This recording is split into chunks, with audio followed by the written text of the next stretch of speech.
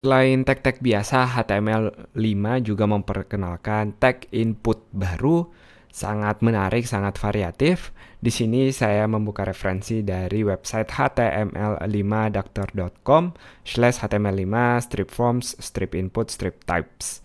Kita lihat di sini ada 13 input baru, input search untuk mencari, input email kalau kita mau teksnya khusus untuk email, URL kalau dia harus link, cukup jelas telepon, number kalau isinya harus angka, range kalau kita mau ngasih dia jarak, date untuk tanggal tentunya, month kita bisa bagi lagi date, month, week untuk tanggal, bulan dan juga minggunya di sini. Lalu ada time untuk waktu, date time dan date time lokal lebih detail lagi, dan yang menarik di sini ada warna. Kita bisa nyoba satu-satu, tapi teman-teman sangat banyak sumber online sekarang. Kita cukup lihat beberapa aja, misalnya kita mau tag input search seperti ini. Saya akan copy paste di bagian awalnya setelah artikel ini. Kita lihat kita cukup menggunakan input type search, name search. Kita bisa lihat kita udah punya input search di sini, kita bisa ngetik, lalu ketika kita enter tentu belum terjadi apa-apa karena pada HTML hanya strukturnya aja, bukan fungsinya. Lanjut lagi, yang bisa kita lihat email. Kalau pada email di sini saya akan tes di bagian ini juga. Ini dia, tentu dia akan mencari ketika kita mulai mengetik email-email yang sudah pernah kita masukkan di browser ini sebelumnya. Jadi dia akan berusaha nyari data sebelumnya seperti ini.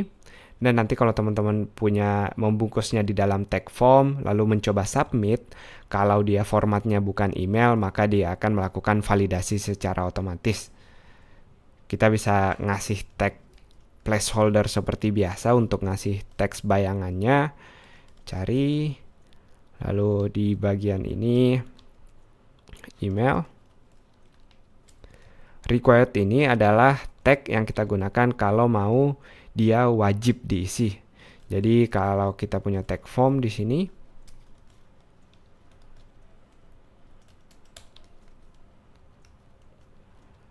lalu untuk tombol mengirimnya adalah submit tentunya. Seperti ini. Kita coba klik submit, akan ada validasi yaitu bagian email ini wajib diisi, atau please fill out this field karena dia bahasa Inggris. Ini dia, itu adalah atribut required-nya. Kita akan lihat lagi yang lain. Yang menarik, URL, dia harus URL, artinya dia harus pakai HTTP atau HTTPS. Telepon, ada number, dia harus angka. Ada range, kalau teman-teman mau bikin drag seperti ini, jadi dia bisa drag. Lalu untuk tanggal ini cukup menarik saya rasa. Ada beberapa atribut yang bisa kita pelajari juga. Saya akan taruh di sini. ID-nya bisa kita hilangkan. Name juga sebenarnya nanti untuk mengolah datanya, tapi bisa kita biarkan. Di sini kita mendefinisikan berapa minimal dan maksimal yang boleh digunakan. Tentu yang bagian penting adalah type date-nya di sini atau formatnya harus date. Ini dia tampilan awalnya. Tentu setiap browser punya tampilan berbeda. Kalau kita hover akan muncul bagian tanda panah, dan kalau kita klik di sini akan muncul pilihan tanggalnya. Sini teman-teman lihat, kita memberikan minimalnya 2012 pada Januari. Artinya kalau kita lihat di sini hanya ada tanggal sampai 2012 Januari aja. Sebelumnya nggak ada karena kita udah ngasih atribut minimal dan maksimalnya. Artinya kita bisa ngasih validasi awal ke usernya.